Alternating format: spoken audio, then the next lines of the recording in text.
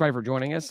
Joining us back again here with Darren Grainger. Thanks a lot, man, for coming on with us. Congrats on the bowl win and the season. Hey, no problem. Appreciate you for having me on. Absolutely. I mean, holy crap, the bowl win though. I mean, y'all just stomped them. I mean, that was fun to watch. Yeah, it felt good, man. To go out there, last ball game with the guys, and to go out there and play like that, that was special. Yeah, I mean, like all kinds of records were set. It was, and then MVP of the game itself. So that was, like Ryan said, that was after such a hot start, and then things didn't go our way in the second half of the season. It was refreshing to end the season with such a dominating performance. And Utah State may have not known who we were before then, but they sure as hell know who we are now. Yeah, it was tough to go through that last stretch. The games you have some leads in, and games where we just did not play well. So especially having the start we had, you would think this could be the year. We gonna make a run at it, and we go through that stretch, and it's tough. You're trying to figure out, how can we get the momentum back, and you run against some tough teams, and you gotta play better. So it was tough, but like we just talked about, the ball game, and ending it the right way, and it felt good to do that. What is it with you in bowl games? Like, you hit the turbo button when you're in the last bowl game on Christmas, and then this bowl game, conceivably, you're dual threat quarterback, but on top of that, you're basically a running back too, because you have 11 or 20 something carries in the game. I mean, you just did it all. You couldn't, if you could throw to yourself, you probably would. And we were waiting another on touchdown. We were waiting on it. I've gotten the bowl game talk literally today by one of my old high school coaches. He was talking about what's going on with you in the bowl games. And, but yeah, I mean, you get to go out there, and you just get to go out there and have fun, have a blast, and you playing with the guys, and especially this last one, being the last one, and you want to go out with a bang, and just to go out there, and I was just enjoying myself, having fun, and just trying to make plays. Yeah, what was it like out there? That whole bowl experience. I saw you guys sledding on the inner tubes and stuff like that. What was the time like before the game? What was all that like? That was the best part. We literally, I think we went there for an hour and a half, and as soon as we got there, I got on the first one, and I didn't stop. I just kept going. Kept going in a rotation, just kept going back up. Was it snow? Was it on? Is that? It was on ice. All right, cool. Ice. Yeah, Ryan doesn't actually pay attention to anything Georgia State besides the actual games and what we talk about here. He likes to be the as he calls it, the man on the street that is clueless about everything. Even the games are a little rough because I get a little tipsy and I socialize. I'm watching, but I'm hanging out too. Yeah. I'm not gonna lie. I always remember whether we won or lost, but those scores the next morning, I'm like, how many? And sometimes I'll look at it. I'm like, man, we put up 45 points. Wow, that's a great game. We did all right. I bet I really enjoyed that. What is bowl game preparation like opposed to like your weekly regular season game preparations? You got an extra 2 or 3 weeks or something like that in between the games. Is it like all spent like just Utah State, or would you guys work on fundamental? Like what's that like? It's different because I think we played on the 26th, 27th of Dominion, and then you don't play to the 23rd. So we kind of took like a week off, just lifted weights, just just take a little off the body, and then we came back the next week. We'll go through just our regular practice, not really just worrying about Utah State too much, but just kind of just going good on good. We did a bunch of that throughout the first week. We got back to practice, and then coming down to Boise, it was just still just good on good, just bettering our team, bettering the competitive level, making sure everybody out there giving effort, and then just throughout that week, once we got down here, that's when it was the film study, having the meetings, really locking in on what Utah State does, and getting ready for the ball game. Right. So like I know the expectation every year is to go to a bowl game. That's our expectation. That's what we're playing for, or what we want to see you guys accomplish every year. But most of the bowls that Sunbelt teams get are most of them are driving distance to Atlanta. But then you pull out Idaho. What was it like when you found out that you guys were going to be heading out there and freezing your asses off? Man, it was crazy because I was checking like the morning of, like once like they was talking about the bowl projections, I was checking the morning of, and it said the Myrtle Beach Bowl. It was Yep. saying Myrtle Beach Yeah. Bowl. And I'm like, oh, we going back home. I'm telling I'm telling my mom and my dad. I said, I think we coming to Myrtle Beach. Then we come to Conway for it, and then we get the text. That is what everyone was saying. We're going to Boise, Idaho, and everybody's just like, Hey, have fun out there. You still had fun though, right? I mean, out in the middle of nowhere. hey, my folks were like, yeah, I was like, they picked us to go to Idaho. I was like, well, not gonna be able to make that trip. I know, right? Especially was it the day after Christmas? Day after Christmas? Yeah, yeah. I was like day before. day before. Day before Christmas Eve. That's what it was. Yeah. I killed those brain cells too on New Year's Eve. Yeah, that was a hard one. I mean, coming from Atlanta, being so close to the holidays, yeah, Ryan and I got little kids, so I was fully prepared. I have not been to a Georgia State bowl game since the very first one, just because kids and life got in the way. But I committed to myself to go into the bowl this season, and then we get Idaho, and I'm like, well, I guess that's not happening. Never mind. Nah, not gonna make that trip. I could drive to Myrtle Beach or Birmingham or wherever those other bowls are, but Idaho, sorry y'all, ain't happening. Hey, exactly. It's a stretch. We understand. We understand. So I had a question. So the highs seemed high and the lows seem low this season. So the beginning of the season, it seemed like everything was clicking and we were doing, really well, could do no wrong. And then the last half of the season, it seems like there were a lot of issues. Can you kind of just talk about what the differences were as far as like, I mean, like what you see is like the reason for it, or just discuss it in general, I guess.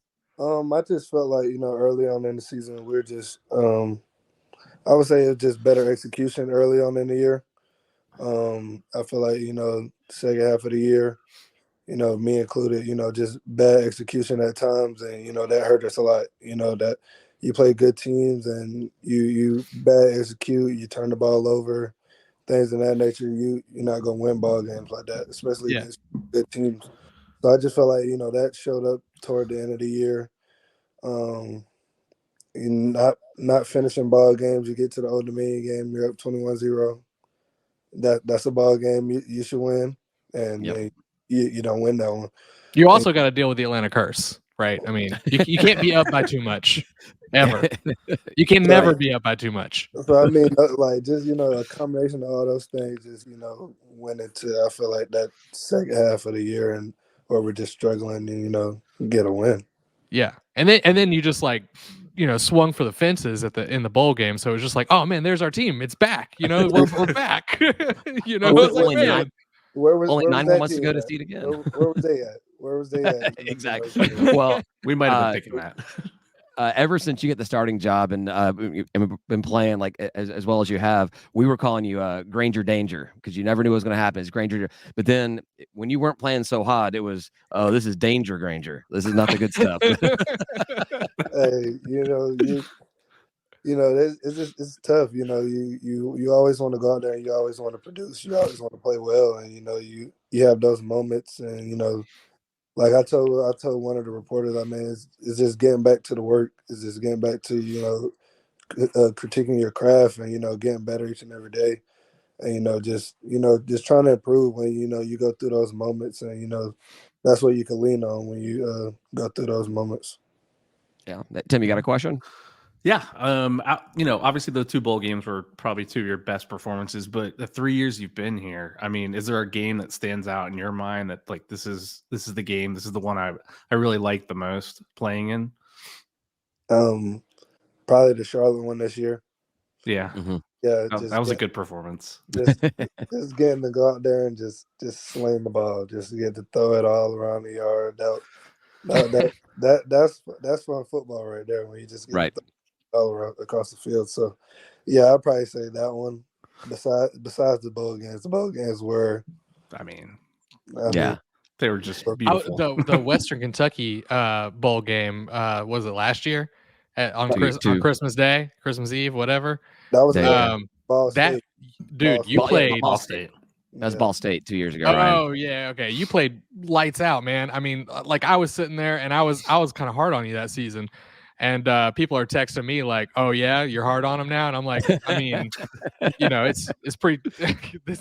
This game is crazy. Like you played lights out. Appreciate it. But I want to also just let you know that while Ryan was hard on you, like coming into this season, he was singing your praises before the season started. He's like, "This is going to be the Grainger Danger defining year." Yeah. So you definitely made him eat crow on that whole thing. Yeah, so. I always appreciate the support, man. I knew it was there, like I knew the spark was there. I saw it, and I was like, oh man, as soon as we can unleash this, it's gonna be like lights out. And sure enough, for like the first half of the season, that's what we got to see, and it was just amazing. We're playing great football early.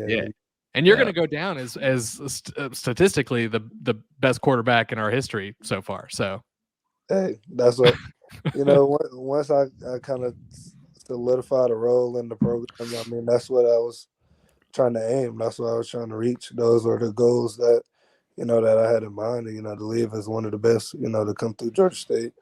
And I mean, like you said, statistically, I feel like, I'm up there as one of them. Oh yeah, you're a career leader in touchdowns, career leader in total offense. Nick Arbuckle has you on total yardage, but that's because that dude was just playing from behind all the time, so he had. I heard about that. I heard about that a lot. I heard about that.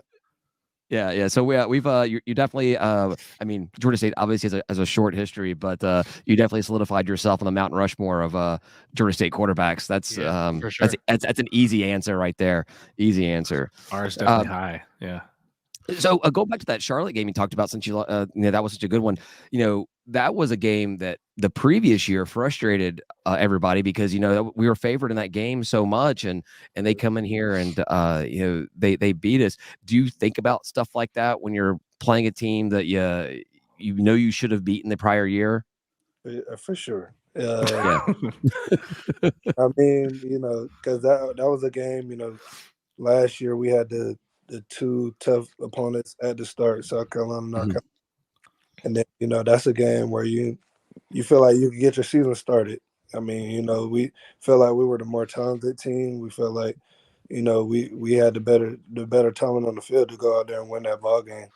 And then with it being the game where you score with a minute 30 left and you lose that ball game, those hurt. Yeah. You remember those? Sure. And then, coming into this one, I was like, it's just no way. There's just no way we can lose. We got to get that. Yeah. Is there a game on the schedule you're like, man, we should have had this one in the last 3 years? I mean, I can think of one. I'd say North Carolina easily, but we had them. I say Auburn. Auburn too. Oh, yeah. man. Yeah. Oh, man. The call. Yeah. We that terrible call. Worst call ever. Not a catch at all. We took a bus up there and drank the whole way up or over, down, whatever. We had a good time. We had a good time in Auburn. Yeah, I always tell people talking about that play is when the Auburn fans are all excited about it, then they start doing the replay, and that entire stadium went quiet except for the Georgia State section.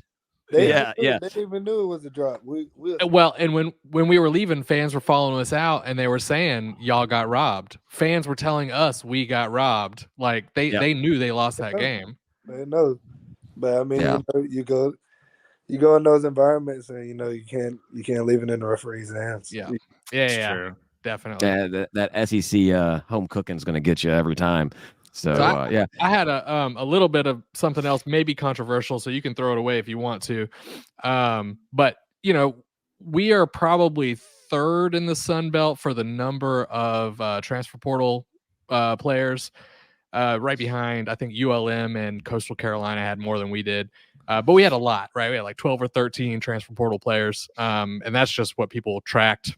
Do you have any insight as to maybe why that might be happening, or if there's something weird going on that we don't know about, or I don't know, do you just have insight into that situation?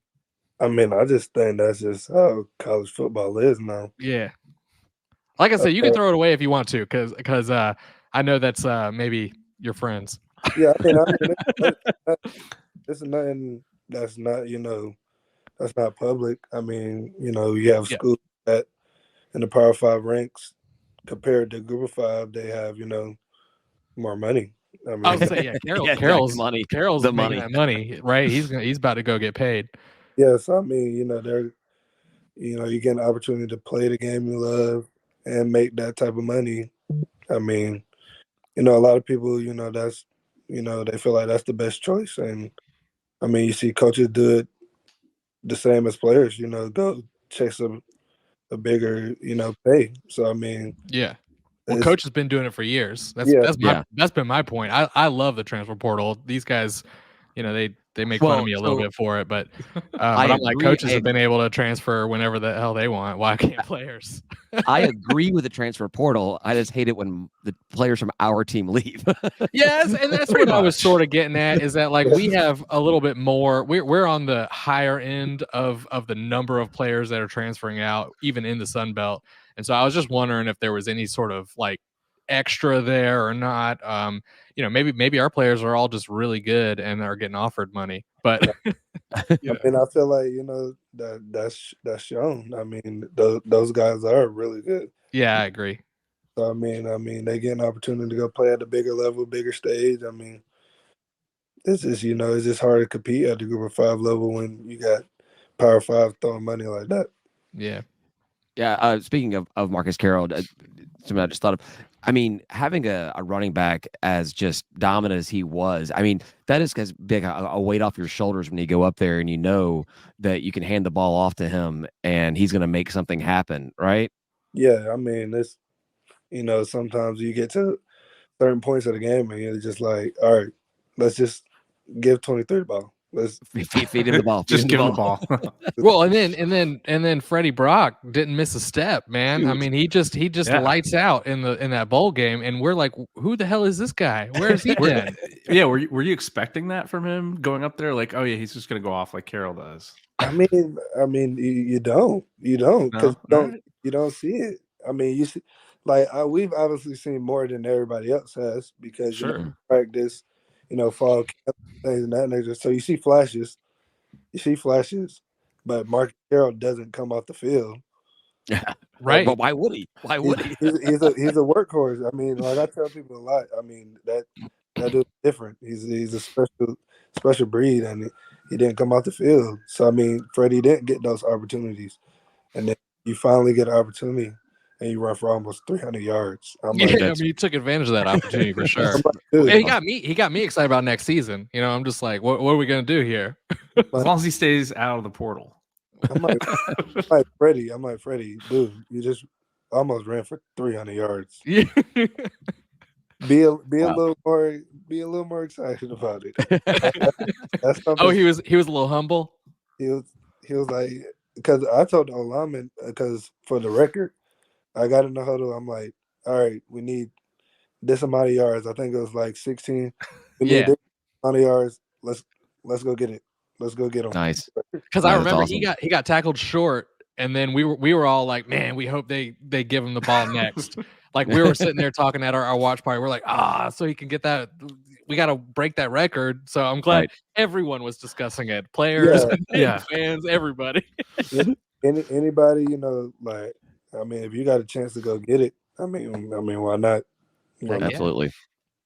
So back to the portal stuff a little bit. I mean, you're not really the portal itself, but you were a transfer as well from Furman. What made you decide to come to Georgia State? What was it that attracted you to State? So I went to Furman University at first, and we played Georgia State in 2019. I actually came to Georgia State on my senior year in high school for a visit. Just came to a game, and it was like the atmosphere, like the stadium. You take a picture in the jersey. That stuff was cool, and then being able to play it and see it like on the field. That was right after y'all had just beat Tennessee, and it was a crazy environment. And with us having to shoot out that game, and it being close, and just the atmosphere that it was, I mean, that's kind of what attracted to me. Just the energy they had on the sideline, just the plays they were making, the offense they were running. That kind of what attracted me to coming to Georgia State and playing football in Atlanta. Like, who wouldn't love to do that? That's what I always think. It should be Georgia State should have an easy way of recruiting. Just like, who doesn't want to come play ball in downtown Atlanta? Just in Atlanta, who wouldn't? Yeah. It's definitely different though, like it being in an urban university versus like a more rural or traditional campus. Yeah. So It's it's different. cool. You got classes downtown. Like you got to go through traffic, like through the street, just to get the class. Like it's oh yeah, we all dodged MARTA buses like everybody else did. Like I go to cross the street in Atlanta, and I just cross wherever, and my friends are like, "What are you doing?" I'm like, "Well, I graduated from Georgia State. What do you want?" Like I just cross when you can. Like what? Everywhere is a crosswalk. That's how you get through. Nobody. There ain't no cars coming. I'm just gonna cross the street. What do you want? It's gonna be real quick. I just gotta Don't wait on light. That's they only give you 5 minutes between classes, and you got to get from like whatever they call the general classroom building now all the way to over Adderhold or something like that. I don't have time to wait for Langdale. Yeah. Okay. It was GCB for us, general classroom building. Yeah, I Yeah. remember that. We went to school a long before time there was ago. a donor. Yeah, it was just building G, general classroom building. General classroom building. like the sports arena. Like there's just no name to it. Yeah. We got some more names now. We got some more names to them now. Yeah, for sure. Hey, so being the only quarterback to ever start for 3 seasons, you got to see, regularly the opponents more than anybody else. Is there a team that we play in conference or a team that you faced multiple times that you got amped up for? Like, obviously for us as fans, we call them the trash down south because we don't have enough respect to use their actual name. And but was there a team at all that you really like? Let's say minus them, right? Yeah. Minus minus school down south. Yeah. I mean, obviously, yeah, that's easy. But besides them, me personally was always Coastal. Just going back home, the home team. That one I was amped up for that one. Always. That's David's too. That field is ugly, right? We can agree that's an ugly field. Hey, I don't play for it. They ain't my type of blue. I love it. I love it. What we love is that y'all always beat them there, even though they always beat us here. We don't like that part. Yeah, we don't like that part losing at home. But but the always beating them there is fun. Yeah, for sure. I mean, my house is my dad's house is probably 5 minutes from the stadium. Oh wow, man! Like right down the road. So that's great. So are you? Do you know like the Pinkneys? Are you because they're from that area too, right? Who did you say?